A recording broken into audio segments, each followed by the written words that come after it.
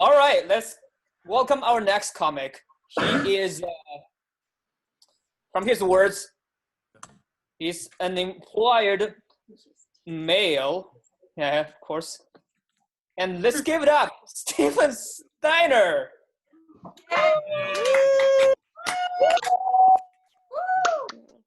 All right. Thank you, Ron. Thanks for hosting this, and give it up for our side host. Wow.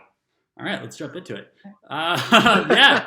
So clearly things are a little bit off right now, right? Like it's really complicated out there. Things are kind of interesting. We have the coronavirus out there playing hard to get, like its version of Pokemon Go, trying to catch us all. But we're just in here gaining weight. I mean, I survived the freshman 15, but not quite sure about this COVID-19, if you know what I mean. But something that's weighing on me even more, like Ron said, I am employed, so I'm thankful for that. But what I don't quite understand, though, is dating. I mean, I know how to find a job, but those rules and stuff don't quite go into the dating world in the same way. They're both about trying to find the next exciting opportunity, right? Why don't they work the same? I mean, let's just start with trying to find a job. Got it. Have your resume, list your previous work experience, show why you're employed. Try to do that on your dating profiles. What do? Just list your exes? Like, here are all the people I've been with. These are my experiences. Doesn't go over too well. And then if they want to follow up and check your references, what is that? Here's my Rolodex of exes. I don't know. I don't know if that's going to work out too well. But let's assume that things are going well and you actually do get to have the conversation, right? Like you actually have a match. And then it's one of those things to where you got to start trying to show up, right? So they always tell you to dress for the role you want, not the role you have. Got it. When I show up to a first date dressed like a dad, doesn't go over too well. I mean, I'm wearing Skechers, pleated khaki pants, a maternity shirt slightly tucked in. I'm even pushing a stroller. What else do you need? And then if they actually let me sit down and have a conversation, I mean, I'm packed full of dad jokes. And don't act surprised about these ones because I stole them, but I got a few for you. So I solved a puzzle in a week last week. Not to brag, but it said 2 to 4 years on the box.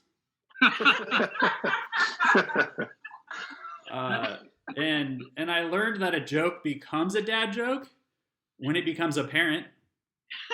And I don't want to keep stealing other people's jokes because I'm not a dad yet, and that would just be a faux pas.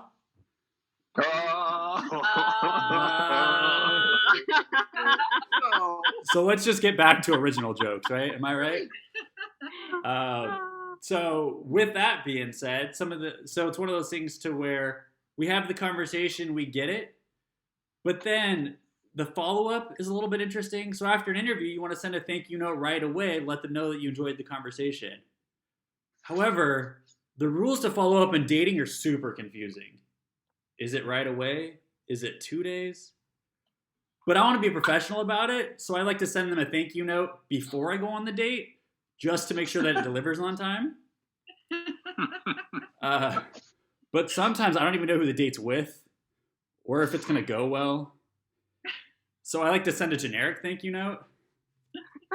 It goes like this. It's like, hey girl, thanks for your time. I enjoyed getting to know you. Okay, thanks, bye. P.S. My magic 8-ball doesn't know if we're going to see each other again. Joke's on them. It's a Blankenside card.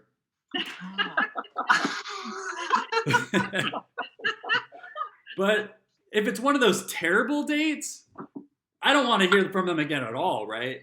So social distancing's got nothing on me, mailman. I make sure that letter doesn't deliver.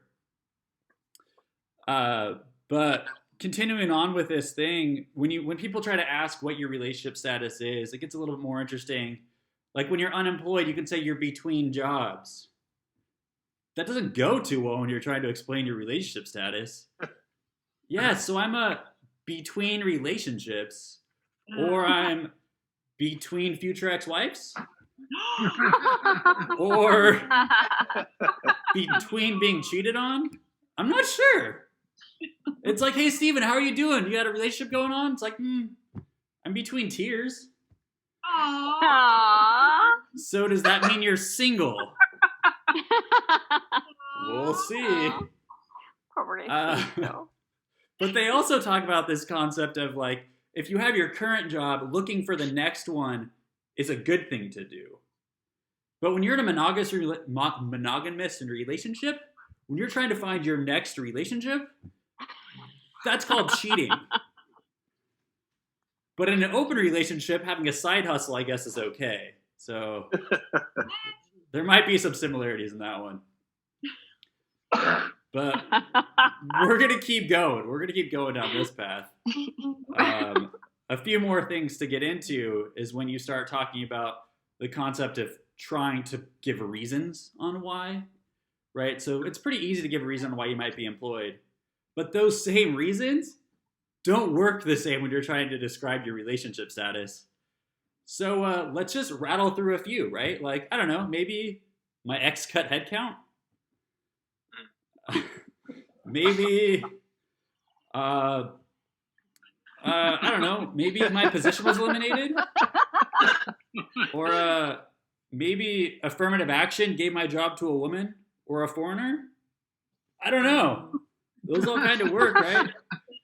But why do we have to defend? Like, why do people want to know? Why are they so nosy? Like, why do we have to provide reasons? I mean, unless you're rolling on a ton of money, you need a job. But you don't have to have a relationship. You can do a lot of great things when you're single, right? Like, you can still own a house. You can still travel. You can still be very independent. You can do everything you want. So why do I have to justify why? Yeah. I don't quite understand. But there are some similarities that I'm excited about, though, right? Like, if you're unemployed or if you're trying to find a relationship, they're both expensive. They're both time-consuming. And you can find them both on Craigslist. And with this quarantine, you can also do it with no pants on. So with that, I'm going to get back to pursuing the next opportunity and hand this back to Ron. Thank you.